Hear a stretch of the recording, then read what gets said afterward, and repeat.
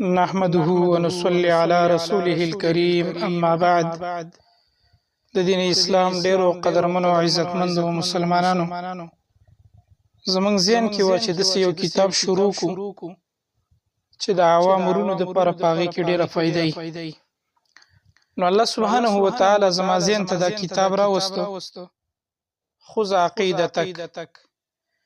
دا کتاب ډیر زیات بهترین کتاب دی. اولا خدا کتاب ډیر زیات مختصر دی، په یو څو صفحاتو باندې مشتمل دی، تقریبا 28 صفحات دي، نو ډیر زیات مختصر دی. دویم دا کتاب په ډیره اهمه موضوع باندې لیکل شوی دی چې هغه ته عقیده ویل کیږي. عقیده اساس او بنیاد دی د ټولو عملونو. چې کله د سړي عقیده برابرې کدا څومره نیک اعمال کوي الله سبحانه و تعالی د دنه د اعمال بیا قبلې، او کدا یو سړی عقیده خرابې د توحید عقیده د دنه او عقیده کې د خرابتیای، کدا ډیر منځونه کوي، زکاتونه ور کوي، روزي نیسی، ولو که حج د بیت الله کوي، طوافونه کوي، تلاوتونه کوي، خیراتونه ور کوي، الله سبحانه و تعالی د ذری برابر عمل نه قبلې. ولی اساس بنیاد د خراب دی، عقیده ټیک نه ده. نو دا عقیده اساس او بنیاد دی. د دې د وجنه قران کریم کې الله سبحانه و تعالی د کفار په باره کې فرمایي عامله ناصبه، سره د اعمالو کدا غیر مسلم کفار په دې دنیا کې کم نیک عملونه کوي، کم ښه کارونه کوي، نو الله وی عامله ناصبه، په دې عملونو باندې ستړي ځان بستړی کی، خو ثواب په نه ملاویږي. د قیامت پر ورځ دوی ته اجر په دې باندې الله نه ورکړي. ولی نه ورکړي؟ ځکه دوی ایمان نه دی راوړی په الله باندې، توحید نه دی منلی، د الله د وحدانیت قائل نه دي. نو عقیده د دوی خرابه ده، ځکه د دوی ښه عملونه دوی ته فائدہ نه ورکړي. که یو غیر مسلم څومره نیک عملونه وکړي او دا څومره د الله په لار کې خرچي وکړي او دا ښه کارونه وکړي، دته دومره د ذری برابر فائدہ نه ورکړي. ولی عقیده نه ده برابر. دغه شانتي کې د سړی عقیده برابر نه وي، کدا ډیر نیک عملونه کوي، نو دته په دې نیک عملونو هیڅ فائدہ نه ملاويږي، الله پاجر نه ورکړي، الله عملونو ته نه دی محتاج. نو د دې د وجه عقیده اساس او بنیاد دی. د دې د مثال واخله، که یو سړی عمارت جوړي، بلډینګ جوړي، یو لوی آبادی کوي، کدا د دې بنیاد خراب کیږي او صحیح کی نګدي، او په دې کې خوشي میټیریل استعمال کی، کمزوري میټیریل په دې کې استعمال کی، کدا په دې باندې آبادی کوي راغورځيږي، خرابيږي، ډیر آبادی په دې نشي کوي، ډیر بلډینګ په دې باندې نشي اوچتوي. او کدا په دې کې خه میټیریل استعمال کی، بنیادی مضبوط کی، او دې کې خصي مټ ورکی او خصي زونه په دې کې استعمال کی، د دې لپاره چې اساس او بنیاد د دې بلډینګ مضبوطی، کدا د دې د پاسه څومره آبادی کوي، څومره د دې د پاسه چتونه اچي، او دا څومره د آبادی، نو دې ته به نقصان نه ورکي، یره باندې ورسره. ولی بنیاد مضبوط کې خوسته ورته. دغه شانتي کې د سړی عقیده برابرې او څومره د عقیده کې مضبوطی، توحید د برابرې، د الله سبحانه و تعالی په باب کې د عقیده برابرې، نو کدا نیک عمل کوي د ته فائدہ ورکي، ځکه بنیاد برابر کې خوسته عقیده برابر ده. او کده د بنیاد او عقیده ټیک نه، کدا نیک عمل کوي هیڅ فائدہ نه ورکي. دا بلډینګ په شانتي دی چې بنیاد خراب دی او درا غورځېدو خطرې، نو دغه شانتي دا به دې تمه تناستي چې زما د منځونه به الله قبول کړي، الله به یو منځم نه قبول کړي، ولی عقیده به خرابې. نو د دې د وجنه دا کتاب په ډیره مهمه موضوع لیکل شوی دی، د عقیده په باب کې لیکل شوی دی. زمونږ ډیر مسلمانان دا پیژنې نه چې عقیده څه ته ویل کیږي، د عقیدې نه خبره پراته دي. نو مهمه مې وګڼله، بهتره مې وګڼله چې دا کتاب شروع کو او فائدې عام شي، او هغه رونه چې هغه عوام دي او د دې مسلې نه خبره پراته دي چې هغه د دې نه خبرناک شي. بل دا کتاب په ډیر ښکلي انداز باندې لیکل شوی دی،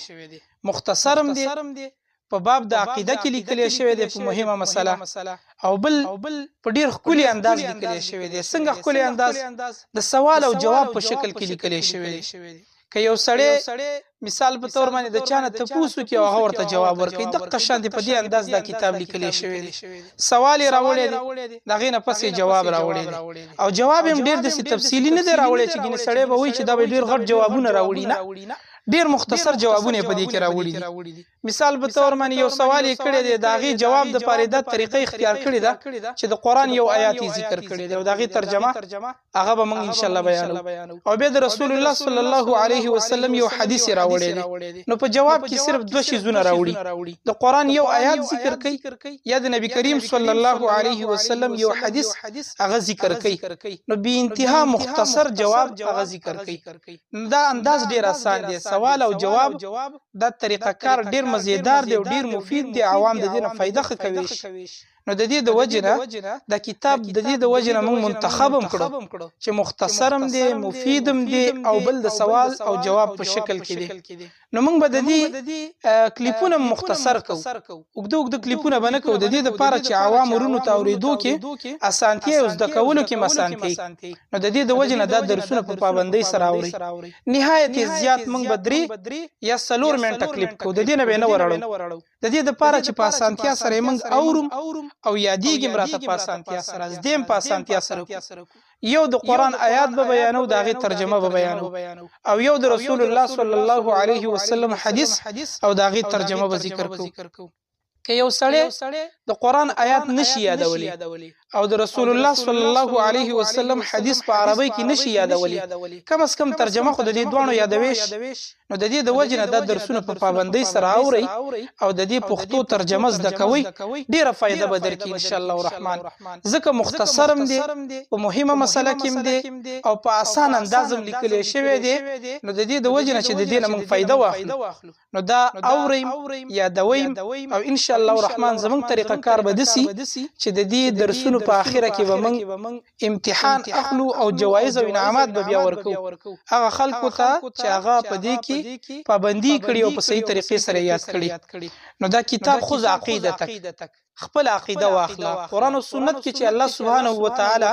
او داغه نبی ما او تا کوم عقیده بیان کړی دا هغه عقیده را واخله د قران او سنت نه هغه عقیده را واخله خپل کا پاغي باندې د زړه ته کوزکا نو د دې د وجنه دا عقیدی کتاب دا به ان شاء الله الرحمن من بیانو دا لیکل دی محمد بن جمیل زینو حفظه الله تعالی چې کوم په حرم کې په دار الحديث کې مدرس دی او په ډیر خسته انداز لیکل دی ان شاء الله د دې فائدونه به تاسو له خبر شي چې کله موږ مخکې لاړ شو دا یو فائدہ موږ بیانو یو سوال موږ ذکر کوو نو ان شاء الله د دې فائدونه به بیا تاسو خبر شي د دې کتاب څخه تقریبا 9 عنوانات په دې کې راوړي دي ډیر زیات تفصیلی نه دی راوړي ما شروع کې ویل مختصر دي فعلنی عنوان راوړي دي حق الله علی العباد د الله سبحانه و تعالی په خپل بندگانو کوم حقونه دي دویم عنوان راوړي دي انواع التوحید و فوائده د توحید فائدې او داغه قسمونه شروط قبول العمل د عمل د قبل دو شرطونه چې کوم دي عمل به په کوم شرطونو قبليږي څونه مهمه موضوع ده دا په دې کې بیان شوی ده الشرك الاكبر غټ شرک الشرك الاصغر ورکوټه شرک التوسل وسیله ستویل کېږي د دې اقسام دا په دې کې بیان کړي الجهاد والولاء والحكم جهاد او داغه حکم ډیر بهترینه موضوع ده دای په دې کې بیان کړي العمل بالقران والحديث قرآن او سنت باندې د عمل متعلق عنوان راوړی دی السنه والبدعه سنت او د بدعت په اړه کې د دې تعریفات په اړه کې موږ خبر کړي نو د دې په اړه کې بحث راوړی دی الدعاء المستجاب د دعاګانو په اړه کې موتا ته په دې کتاب کې یو څو دعاګانې راوړي دي نو دا به موږ بیانو هر ورځ به یو سوال موږ نشر کوو په یوټیوب کې موږ چینل برابر کړی دی د دې لپاره چې کوم خلک فیسبوک یا نور شیزونه نه استعمالي چې هغه د یوټیوب نه فائدہ وکړي په فیسبوک کې پیجونه دي پاغي به نشر کیږي لہذا کوم ملګری چې فیسبوک پیج لري فیسبوک آی ډی لري هغه د فیسبوک په لارې باندې اوري او په واتس اپ کې موږ ترتیب برابر کړی دی ګروپونه دي پاغي کې به نشر کیږي نو کوم ملګری نه یوټیوب لري او نه فیسبوک لري نو هغه د واتس اپ نه فائدہ اخستې غرض مې د خبرې دادي چې موږ هغه طریقه په موجوده وخت کې جدید آلات چې کوم دي په هر ویب سټ کې خپل چینل د دې لپاره جوړ کړی دی چې د سې درسونه تاسو ته درورسو او تاسو ته فائدہ واخلي.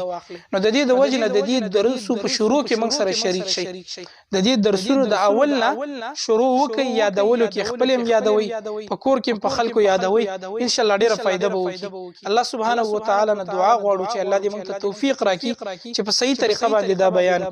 او الله دې بیا موږ ته د دې نه د فائدې اخیستلو توفیق را نصیب کړي. اقول قولي هذا واستغفر الله لي ولكم ولسائر المسلمين فاستغفروه انه هو الغفور الرحيم. جزاكم الله خيرا.